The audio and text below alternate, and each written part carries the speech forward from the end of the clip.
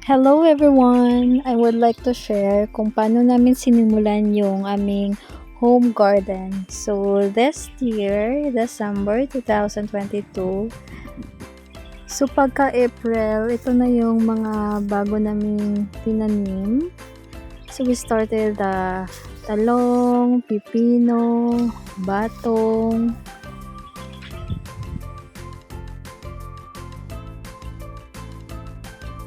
so, ito yung una naming nilagyan ng pipino.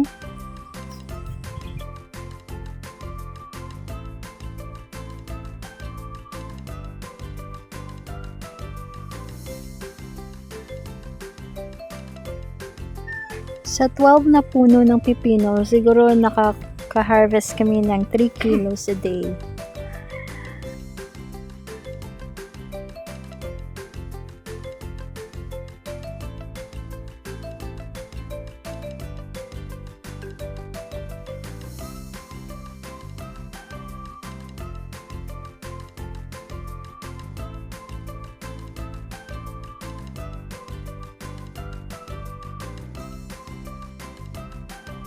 Nag-try din kami ng baggy beans, pero hindi siya successful nung marami ng tinanim kasi ang init ng aming area.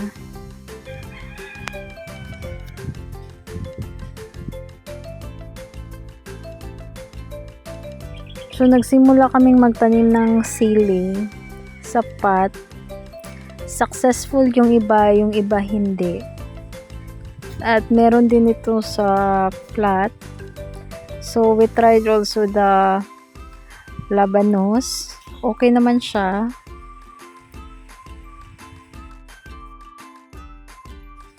So, ito yung una namin tinanim na talong. Nasa pot pa lang siya. At least may libre ng ulam this time. Kasi namumunga na yung ibang talong.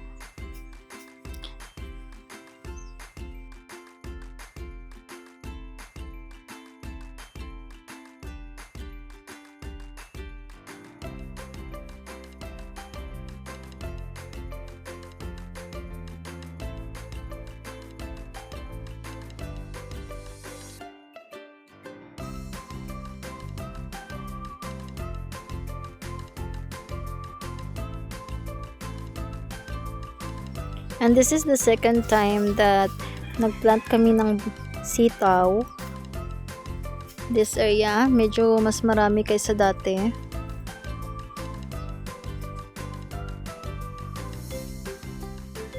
And then this year, we try to expand our garden. So this area is another sitaw. At this area naman, nagtry kaming i-extend yung talungan kasi yung una nasa pot. Ito yung mga nasa pot na until now nag-harvest pa kami. So we start planting this talong I think May, and then we started to harvest July. Yes, May, April nag-start kami ng seeds from seeds. And then ito na yon.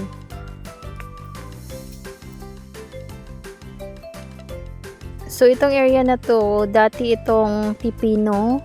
Then, now, ampalaya na siya.